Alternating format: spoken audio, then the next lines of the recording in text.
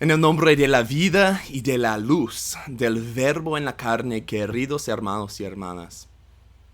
En el fin del Evangelio de Juan, el Evangelio escrito por Juan, en capítulo 20, Juan, quien escribió su Evangelio más tarde que los otros Evangelios de Mateo, Marcos y Lucas, pues Juan nos da la razón por su Evangelio.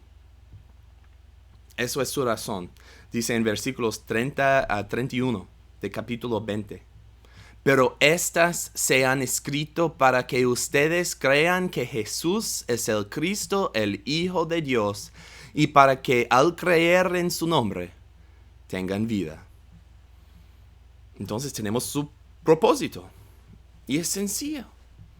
Él quiere que los que lean este libro crean en Jesús para que vivan. Hoy, tú eres su audiencia. Entonces Juan quiere que tú creas para que tú vivas. Y para realizarlo, Él comienza en el principio para mostrarnos quién realmente es este Jesús. Pues es su historia de origen y comienza en el principio infinito antes del tiempo, tal como lo conocemos hoy. Eso es lo que dice en capítulo 1, versículo 1 de Juan. Dice, en el principio ya existía el Verbo, y el Verbo estaba con Dios, y el Verbo era Dios. Él estaba con Dios en el principio. Entonces, hasta este punto, Juan habla del Verbo, que es con Dios, el Verbo, la palabra de Dios. Y también, no solo con Dios, es Dios en el principio.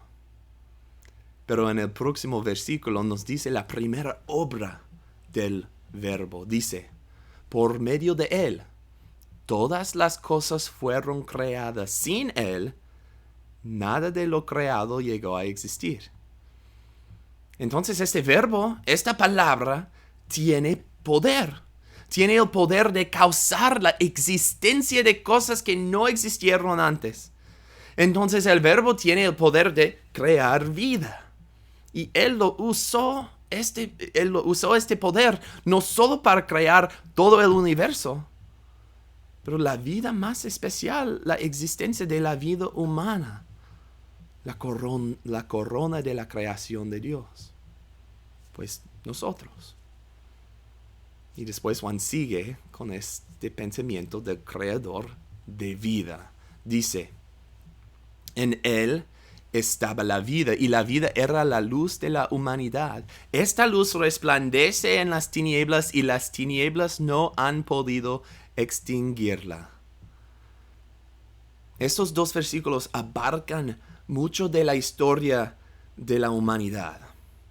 Llegó una oscuridad en la creación perfecta de Dios. No solo habla de la llegada de la oscuridad cuando el diablo rebeló y los tentó a pecar los primeros humanos. Y no solo habla de la presencia de la oscuridad en la forma del pecado que había entrado en la creación de Dios. Pero también implica que la oscuridad crecía más y más para rivalizar con la luz, como un enemigo tratando de ganar la victoria contra la luz. Pero la luz no era extinguida, dice los versículos, dice Juan. La imagen de una luz en las tinieblas brillando muy fuerte es una imagen de esperanza. Aunque había tantas veces en el Antiguo Testamento en que la situación era más y más grave, con líderes corruptas, guerras, esclavitud, cautividad, y la lista sigue. Aunque la situación empeoraba, siempre había esperanza. Siempre había una luz en la oscuridad. Y sabemos qué era. La luz de esperanza vino del Verbo. Vino de las palabras de Dios. Eran las profecías y promesas que todavía no se habían cumplido. El Verbo. Y la luz de esperanza vino de las vidas de las personas en el linaje del Salvador. que significaría que todavía el cumplimiento de las promesas era posible. Entonces la luz era en la esperanza del cumplimiento de las promesas por medio del Verbo de Dios. Y era así, la luz del Verbo en la oscuridad del mundo, hasta que pasó el próximo evento muy significado en la historia de Cristo. Eso es lo que Juan escribe. Vino un hombre llamado Juan el Bautista. Dios lo envió como testigo para dar testimonio de la luz, a fin de que por medio de él todos creyeran. Juan no era la luz, sino que vino para dar testimonio de la luz.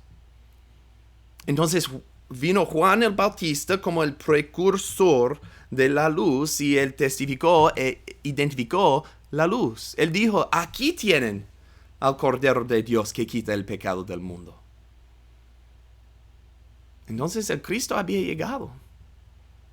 Dice Juan, no el Bautista, pero el escritor Juan en su evangelio, esa luz verdadera, la que alumbra a todo ser humano, venía a este mundo. Pero no es suficiente que solo llegó.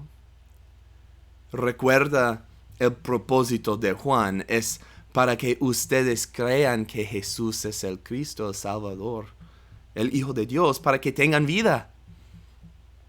Entonces es importante conocer a la luz, conocer al Verbo, conocer a la vida.